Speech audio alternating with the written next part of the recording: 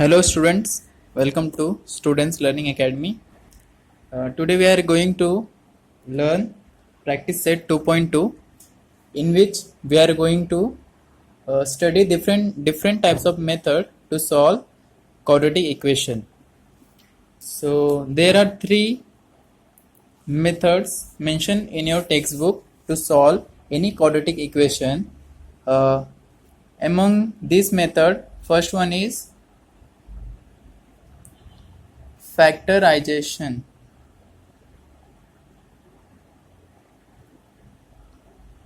Second one is complete square. Third one is by using formula. So we will learn first method, that is factorization.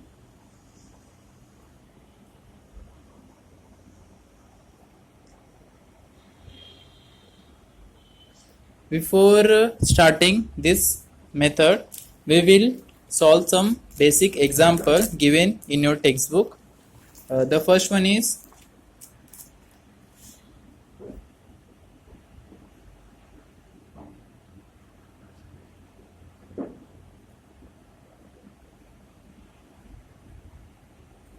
sometime you will get this type of question.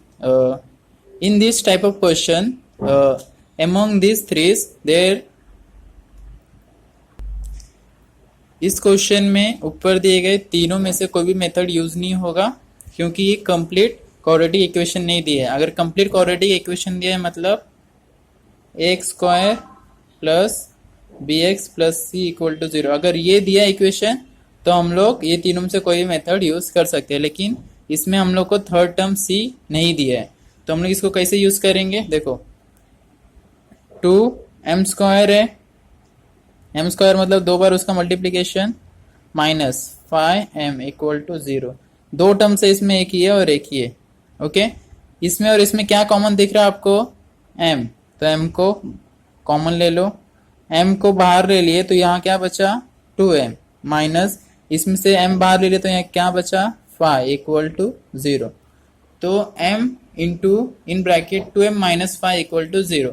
इसका मतलब क्या होता है, या तो m बराबर 0 होगा और 2m माइनस 5 इक्वल टू 0. क्यों, क्योंकि आपके टेक्स्ट बुक में दिया है और जनरली भी होता है, अगर किसी भी दो नंबर का मल्टीप्लिकेशन 0 हो तो उन दोनों में से या कोई कम से कम एक नंबर 0 होना जरूरी है.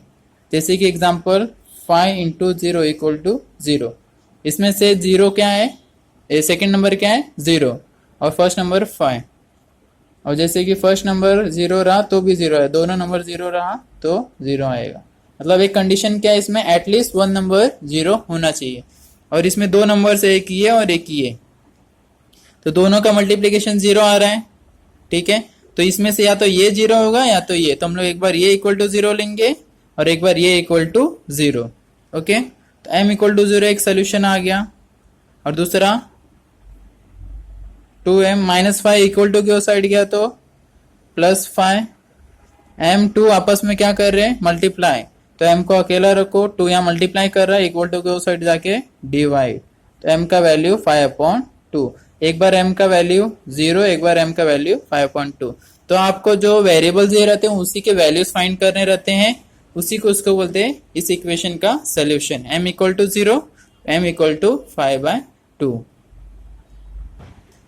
ये एक टाइप का सम आपको आएगा. तो इसमें आप factorisation complete square by using formula use करते मत बैठना, इसको डायरेक्ट इस मेथड से सॉल्व करना. उसके बाद हम लोग आते हैं फैक्टराइजेशन पे. तो फैक्टराइजेशन के लिए सबसे सिंपल इक्वेशन ले रहा हूं मैं. क्या simple equation, x square minus 4x plus minus 5 equal to 0. तो ये आपको इक्वेशन दिया है, क्वाड्रेटिक इक्वेशन ऑलरेडी गिवन है क्वेश्चन में ही, उसको आपको फैक्टराइजेशन से सॉल्व करना है. तो फैक्टराइजेशन में सबसे फर्स्ट स्टेप रहता है इसको इसके जनरल फॉर्म में लिखना. जनरल फॉर्म मतलब x square plus b x plus c equal to 0. तो स्टेप 1 क्या है, step 1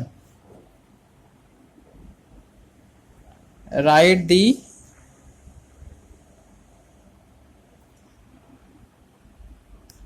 given equation in standard form. Standard form किसका? Of quadratic equation. ax square plus bx plus c, ये आपका पहला स्टेप हो गया। ठीक है, ये लिख दिया हम लोग ने। स्टेप 2 में स्टैंडर्ड फॉर्म में लिखने के बाद 3 टर्म्स हमको मिलेंगे। फर्स्ट स्क्वायर वाला, पावर 1 वाला और कांस्टेंट, ये तीनों टर्म अपने को मिल गए। तो जो फर्स्ट टर्म है और जो थर्ड टर्म है, कौन सा फर्स्ट और थर्ड, उनका क्या करेंगे? मल्टीप्लाई करेंगे। क्या करेंगे? मल्टीप्लाई। तो step number 2, multiply first and third term. तो फर्स्ट टर्म इसमें क्या है? एक्स स्क्वायर मल्टीप्लाई किसमें होगा? -5 में। आंसर क्या आएगा? -5x square. ये मिल गया। इसके बाद स्टेप 3 क्या है? हम लोग को ये वैल्यू मिल गया। अब ये वैल्यू को यहां ऐसे लिख देंगे, -5x स्क्वायर, ये थर्ड स्टेप है। हाँ, अब इसमें हमको 2 टर्म्स चाहिए। क्या चाहिए? 2 टर्म्स फाइंड करने, जो इंटरमीडिएट टर्म्स होंगे। ऐसे 2 नंबर हमें फाइंड करने जिनका मल्टीप्लीकेशन 5 हो। मल्टीप्लीकेशन ये क्या है? 5 है क्या? नहीं, -5। मल्टीप्लीकेशन क्या है? -5। ठीक है। और एडिशन या सब्सट्रैक्शन मतलब प्लस माइनस करने पे -4 आए। कितना? -4। एडिशन या सब्सट्रैक्शन करने पे क्या कितना आना चाहिए? -4। इसको अच्छे से लिख दे रहा, -5। मल्टीप्लीकेशन करने पे फर्स्ट और थर्ड टर्म में क्या आया था? -5 आया था। तो ऐसे 2 नंबर्स फाइंड करने जिनका मल्टीप्लीकेशन -5 हो और जिनका एडिशन सब्सट्रैक्शन, मिडिल टर्म क्या है? -4। तो एडिशन या सब्सट्रैक्शन करने के बाद -4 आए। ओके, तो ऐसे 2 टर्म्स कौन कौन से हैं जिनका मल्टीप्लीकेशन 5 है? तो ऐसे कौन सा नंबर जिनका मल्टीप्लीकेशन 5 है? 5 किस किस के टेबल में आता है? सिर्फ एक ही नंबर है ना जिसके टेबल में 5 आता है, दैट इज ओनली 5 इटसेल्फ है। तो -5, 5 इंटू 1। ठीक है, इधर माइनस चाहिए। ओके, तो हम लोग 5 के आगे माइनस लगा देंगे। क्यों? क्योंकि कोई भी नंबर अगर मल्टीप्लीकेशन कर रहा है, माइनस का नंबर है प्लस के नंबर से मल्टीप्लीकेशन कर रहा है, उसका साइन माइनस आता है। और हमको साइन भी क्या चाहिए? माइनस। तो 5 1 जा 5, माइनस प्लस माइनस। अब इन दोनों का एडिशन या सब्सट्रैक्शन करो, तो आपस में इन लोग क्या कर रहे हैं? -5 + 1, -5 + 1, माइनस प्लस माइनस। 5 1 जा 5, -5 में से 1 गया तो 4। साइन किसका आता है हमेशा? प्लस माइनस में बिगर नंबर क्या है? माइनस। तो इधर क्या आएगा? माइनस। आप लोग देखिए इसका मल्टीप्लीकेशन कितना आया? मल्टीप्लीकेशन -5 आया और एडिशन और सब्सट्रैक्शन करने के बाद कितना आया? -4। तो नंबर 2 क्या है? एक -5 और एक 1। इसके बाद इसके जस्ट बगल में x लगा दोगे आप लोग। क्या लगा दोगे? x। ये 2 मिडल टर्म्स अपने मिले। अब ये दोनों नंबर एज इट इज क्या करोगे? स्टेप 4 जो है उसमें first term as it is लिखो, एक्स स्क्वायर। फिर ये 2 नंबर रहेंगे ना, उनको with their signs completely as it is लिखना है। तो पहले में -5x + 1x, उसका third term as it is लिखना है, -5 = 0। ओके, अब इसके बाद हम लोग इसको रीअरेंज करेंगे। रीअरेंज मतलब जो फर्स्ट टर्म है, सेकेंड, थर्ड, फोर्थ आपस में जिसका रिलेशन उनको साथ में रख दो। जैसे कि 5x है, इधर 5 है, तो दोनों को साथ में रखो। x इधर, इसको साथ में रखो। x square plus 1x minus 5x minus 5 equal to 0। Simply मैंने क्या किया, इसको यहाँ किया, इसको यहाँ किया, अल्टर कर प्लेस क्या किया, मैं रीअरेंज किया। इसके बाद स्टेप नंबर 4 में हम लोग रीअरेंज किया। ओके, अब इसके बाद स्टेप नंबर 5 क्या आता है, कॉमन लेना। क्या लेना है, कॉमन। ये मैं अपने मन से स्टेप्स बनाया हूं, किसी बुक में नहीं दिया है। स्टेप नंबर 5 है ये। तो कॉमन कैसे लेंगे, जो स्क्वायर में रहेंगे उनको स्प्लिट कर देंगे। जैसे कि एक्स स्क्वायर है तो एक्स को 2 बार लिखते हैं, एक्स स्क्वायर हो जाएगा, प्लस 1 इंटू एक्स है 1 into x, minus 5 into x minus 5 equal to 0। सिर्फ मैंने क्या किया, इनके पीछे मल्टीप्लीकेशन शो नहीं हो रहा, मैंने इधर शो कर दिया, एक्स स्क्वायर को एक्स इंटू एक्स लिख दिया बस। अब इनको पेयर बना दो, ये दोनों आपस में मिल रहे हैं, पेयर में बना दो। क्यों, क्योंकि इसमें से एक कॉमन लेना है, इसमें से एक कॉमन लेना है। तो ये दोनों में सेम क्या दिख रहा है, ये और ये टर्म में देख रहे हो आप लोग, इसमें भी x है और इसमें भी x है, तो एक x बाहर ले लो। अंदर क्या बचा यहाँ पर, ये मैंने बाहर ले लो, तो यहाँ क्या बचा, x, बीच में साइन प्लस 1। ओके, इसमें और इसमें क्या कॉमन दिख रहा है आपको, माइनस 5। माइनस 5 मैंने बाहर ले लिया, तो इधर क्या बचा, x। ठीक है, माइनस 5 इधर ले लिया, 5 को हम लोग 5 इंटू 1 भी लिख सकते हैं। ठीक है, माइनस 5 ले लिया, तो क्या बचा इधर, प्लस 1 इक्वल टू 0। ठीक है, अभी आप लोग देख रहे हो इस टर्म और इस टर्म में क्या कॉमन है, x प्लस 1 इधर भी, x प्लस 1 इधर भी, उसको बाहर ले लो। x प्लस 1 मतलब इसको और इसको बाहर ले लिया। जब इसको मैंने और इसको बाहर ले लिया तो इसके साथ क्या था, सिर्फ x था, तो इधर क्या बचेगा, x, और इसके साथ क्या था, माइनस 5 इक्वल टू 0। ठीक है, अब ये दोनों का मल्टीप्लीकेशन हो रहा है आपस में, दोनों का मल्टीप्लीकेशन हो रहा है, मतलब दोनों में से एक का वैल्यू 0 होगा। तो हमें पता नहीं किसका वैल्यू 0 होगा, तो हम लोग दोनों का वैल्यू 0 लिखेंगे। मतलब x प्लस 1 इक्वल टू 0 और x minus 5 equal to 0। Okay, अभी x plus 1 equal to 0, x का वैल्यू फाइंड करना है। प्लस 1 उस साइड जाएगा, माइनस 1 हो जाएगा, ये एक वैल्यू मिला हम लोग को x का। दूसरा x माइनस 5 है, माइनस 5 इक्वल टू उस साइड जाएगा, क्या मिलेगा, प्लस 5। तो हम लोग फैक्टराइजेशन करने के बाद दो वैल्यूज मिले x के, एक x इक्वल टू माइनस 1 और x इक्वल टू 5। ये आपका फाइनल आंसर है। सो क्वेश्चन नंबर जो मैंने आपको अभी सॉल्व कराया उससे रिलेटेड कौन कौन से क्वेश्चन है, question number 1 as it is आपको करना है, क्वेश्चन 2 भी, क्वेश्चन 3 भी, क्वेश्चन नंबर 4 को सिर्फ रीअरेंज करना है। 5 को मैं 5 आपको करके बताता हूं मैं। ठीक है, 5 कर दूंगा तो 6 आपको रीअरेंज करना है, वो भी बता दूंगा रीअरेंज करने के बाद। 5 और 6 में बताता हूं, उसके बाद मोस्ट इंपॉर्टेंट 7 1, 1 2 3, शायद 7 1 नेक्स्ट लेक्चर में बताओ, 5 और 6 में आपको अभी बता देता हूं, सिर्फ सिंपल फॉर्म करके। फैक्टराइजेशन मेथड सॉल्व करते समय आपको सिर्फ याद रखना है कि स्टेप्स क्या है। अगर आप लोग एक भी स्टेप्स भूलते हो तो आप लोग लैग कर दोगे, तो स्टेप बाय स्टेप आपको सिर्फ फॉलो करना है। तो क्वेश्चन नंबर 5 हम लोग देख रहे हैं। Question number 5, 2x square, question number 5 हम लोग कर रहे हैं। क्वेश्चन नंबर 5 क्या है, 2x square minus 2x plus 1/2 equal to 0। आप लोग बोलोगे थर्ड टर्म तो रैशनल नंबर है, फिर मैं बोलूंगा थर्ड टर्म रैशनल नंबर है तो इजी है, क्योंकि किसी भी रैशनल नंबर को अगर हम लोग को उसको सिंपल नंबर में कन्वर्ट करना है तो जो डिनोमिनेटर का टर्म रहेगा उसे सिंपली क्या कर दो, मल्टीप्लाई कर दो।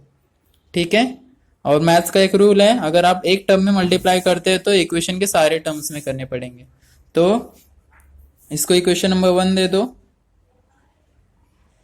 अगर मल्टीप्लाई करेंगे तो ये और ये कैंसिल हो जाएगा, आंसर क्या आएगा, 1, सिंपल नंबर आ जाएगा। तो मल्टीप्लाई बाय 2 इन इक्वेशन 1। ठीक है, इक्वेशन 1 में मल्टीप्लाई बाय 2 किए तो इसमें भी 2 से मल्टीप्लाई करना पड़ेगा, 2 इंटू 2x स्क्वायर, माइनस इसमें भी 2 से करना पड़ेगा, 2 इंटू 2x, इसमें तो करना ही है, 2 इंटू 1/2 इक्वल टू 0। ठीक है, अब इसको एलिमिनेट करना था हम लोग को, तो इसलिए 2 से मल्टीप्लाई किया, सिंपली मल्टीप्लीकेशन कर दो। 2 2 जा 4x स्क्वायर माइनस 2 2 जा 4x प्लस 2 2 कैंसिल, क्या बचा इधर 1 इक्वल टू 0।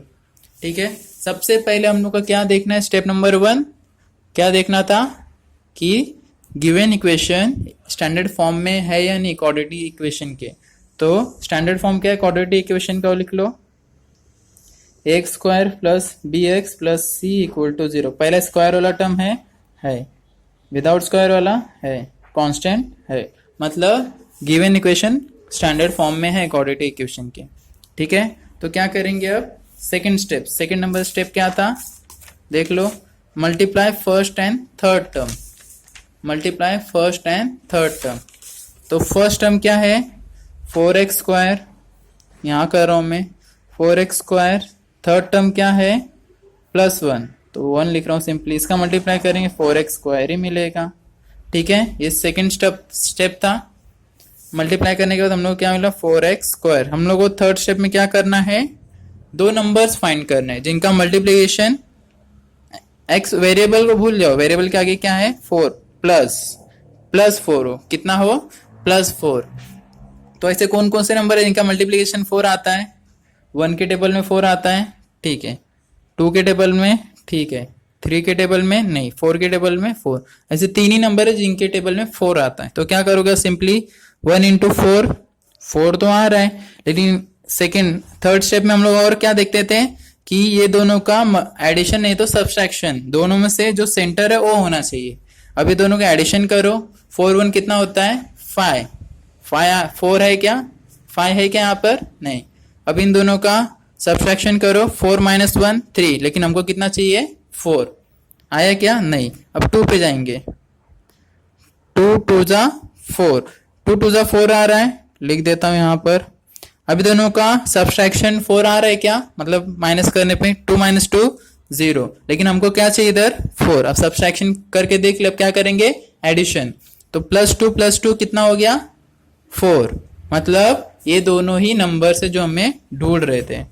तो लेकिन जो सेंटर वाला नंबर है वो माइनस में, तो ऐसे कौन से नंबर है जिनका एडिशन करने के बाद भी उसका आंसर माइनस है, दैट इज माइनस नंबर।